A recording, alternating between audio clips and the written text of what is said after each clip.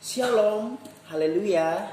Selamat pagi Bapak Ibu, Saudaraku sekalian dimanapun kalian berada. Saya mengucapkan selamat Hari Raya Paskah untuk umat Kristiani seluruh dunia, untuk Indonesia pastinya.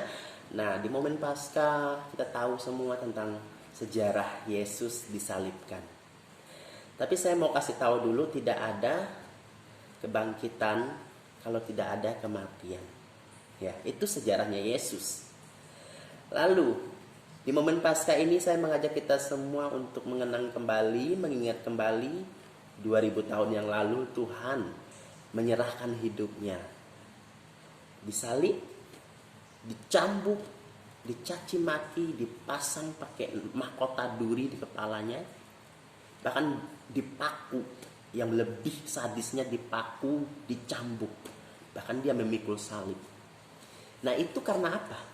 Kenapa hal itu bisa terjadi? Kenapa dia melakukan itu? Ya karena dosa. Dosa siapa? Dosa kita manusia yang berdosa. Kenapa dia melakukan itu? Ya karena dia mengasihi kita. Dia menganggap kita ini berharga. Makanya dia selamatkan kita. Dia mengasihi kita. Kalau kita tidak diselamatkan, saya tidak tahu apa yang terjadi terhadap umat manusia. Itulah kebesaran kasih Yesus untuk kita.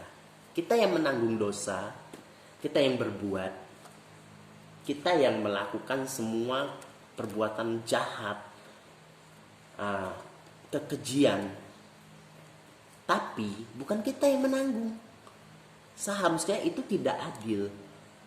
Seharusnya itu kita yang menanggung semuanya. Kita yang menderita di kayu salib. Seperti yang kita lakukan sehari-hari, ketika kita mengambil sesuatu, berbuat sesuatu, mengambil keputusan, segala sesuatu tentang kehidupan kita, otomatis itu punya resikonya. Dan resiko itu kita harus bertanggung jawab sendiri, bukan orang lain. Tapi ini beda konteksnya lagi. Kita berdosa, kita yang berbuat, kita yang murka, kita yang najis hidupnya, tapi yang menanggung orang lain. Dan itu orang itu Yesus, Tuhan Yesus.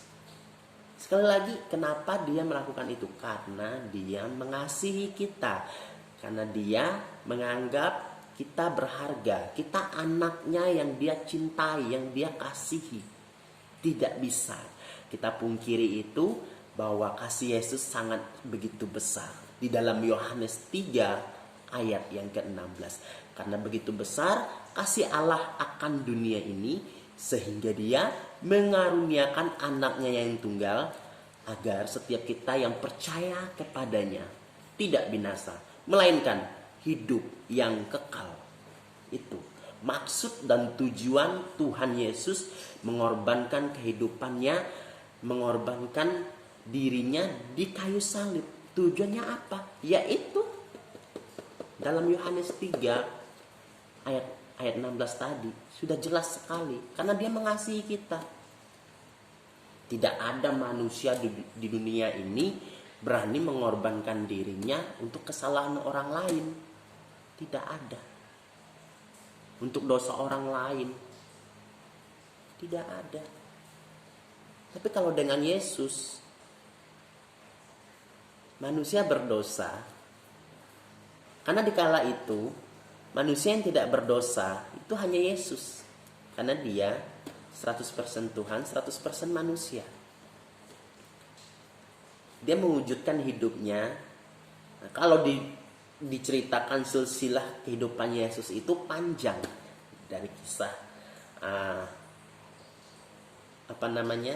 perjanjian baru tentang kehidupan Yesus. Dia dilahirkan ke dunia melalui Maria dan ayahnya Yusuf. Itu panjang sekali ceritanya, tapi kita di sini konteksnya berbicara tentang kematian dia, pengorbanan dia, tentang penderitaan Yesus. Kita harus mengingat kembali betapa ajaibnya Tuhan Yesus untuk kehidupan kita. Kita sebagai manusia terkadang tidak bisa bersyukur atas semuanya, dan malah kita sendiri menyia-nyiakan kesempatan yang Tuhan beri untuk kita. Dia udah mati-matian berkorban untuk kita. Dia menyerahkan hidupnya. Dia sudah susah payah menyelamatkan kita, membayar semua dosa kita.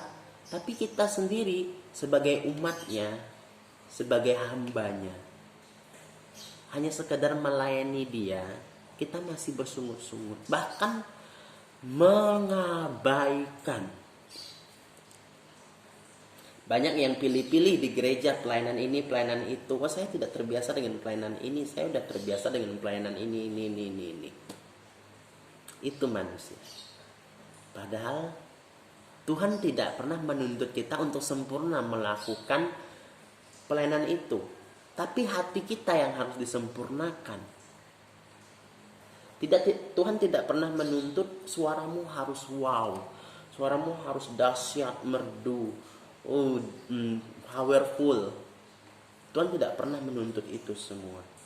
Tuhan tidak pernah melihat skillmu, menuntut kamu harus punya skill. Kalau kamu melayani saya seperti ini, kamu harus punya skill seperti ini.